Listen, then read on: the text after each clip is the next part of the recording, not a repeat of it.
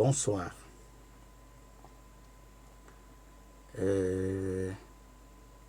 Chers amis du Burundi, avec grande amertume, je vais me diriger à vous. Nous avons déjà passé presque 2 ans ensemble. Concrètement, la première fois que j'ai pris contact avec quelqu'un du Burundi, c'était en mi-novembre 2020. Mi-novembre 2020. Depuis cette date-là,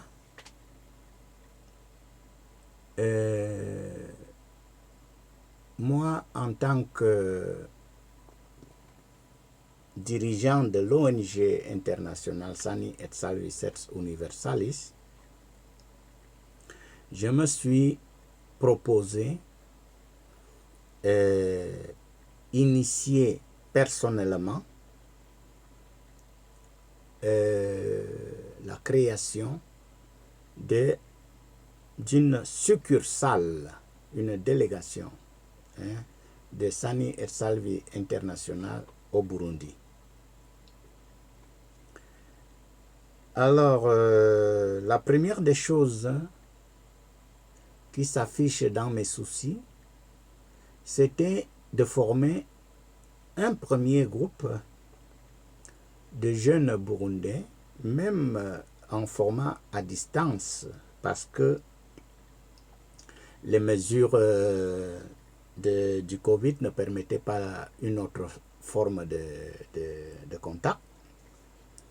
Alors, nous avons adopté, implémenté cette formation de manière en ligne. Cette formation a duré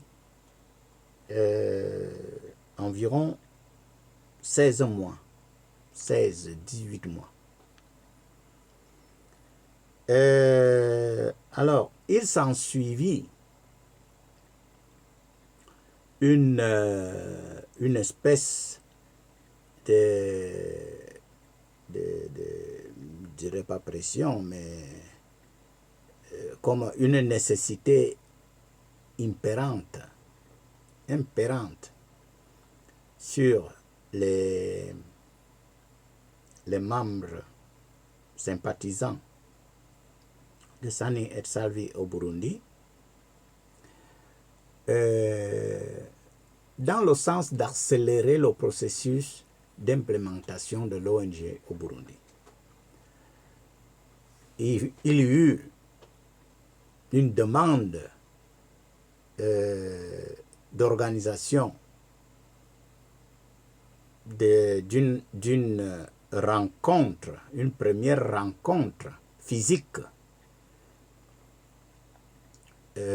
au Burundi qui eut lieu en novembre, en novembre 2020, si je ne me trompe pas. Alors,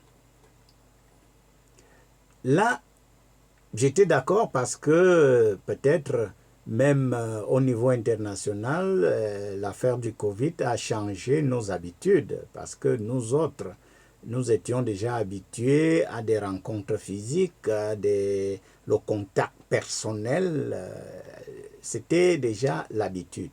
Mais ce qui était difficile de faire comprendre à nos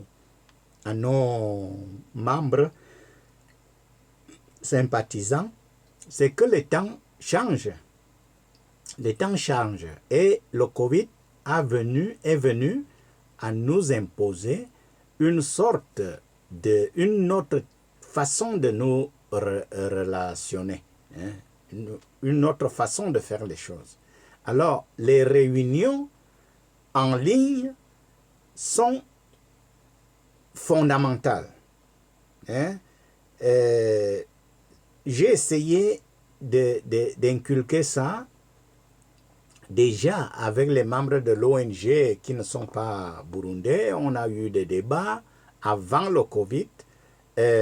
Bon, on a l'idée que si on n'a pas l'association, une assemblée générale physique, elle n'est pas assemblée générale. Et c'est très faux, c'est très faux. La déclaration de l'ONG a été faite toute en ligne. Alors, il ne faut pas être si minimaliste en fermant les yeux à l'évolution du monde. Le monde évolue. Le monde évolue. S'il y a un temps où les réunions physiques étaient très importantes, maintenant, on est dans tous les niveaux, même au niveau de l'ONU. Je venais de participer à une réunion en ligne, et ça ne veut pas dire que ce n'est pas une réunion. Une réunion en ligne sur la jeunesse, et ça a été, nous avons intervenu, nous avons participé avec d'autres. On pouvait aussi assister personnellement. C'est pour ça que vous avez eu un représentant, l'ambassadeur du Burundi auprès de l'ONU. Bon, il a participé. Lui, il est peut-être résident à New York, et il avait la possibilité de participer personnellement.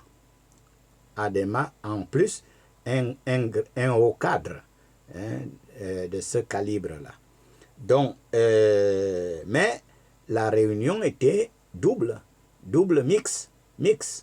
C'est-à-dire, on pouvait assister en ligne, et on pouvait aussi assister et participer en ligne, et assister et participer de manière physique. Surtout pour les fonctionnaires qui sont présents et les ONG qui sont présents en Amérique. C'est beaucoup plus facile. Mais nous autres qui sommes à des milliers de kilomètres, d'abord, nous ne pouvons pas entrer tous dans la salle.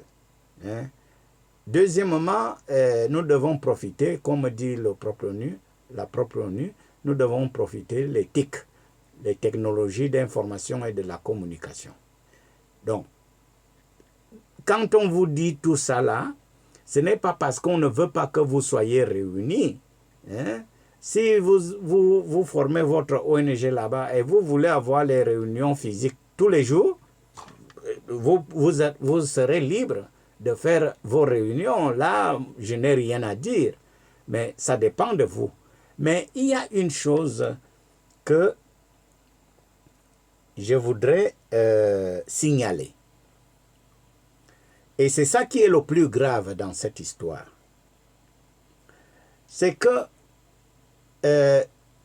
dans les réunions que nous avons faites, j'ai bien dit que l'ONG internationale, d'accord. Mais quand vous proclamez ou déclarer l'ONG à l'intérieur de votre pays, vous le faites comme une ONG nationale. Ça, depuis le début, je l'ai dit. Mais je me suis choqué avec une certaine mentalité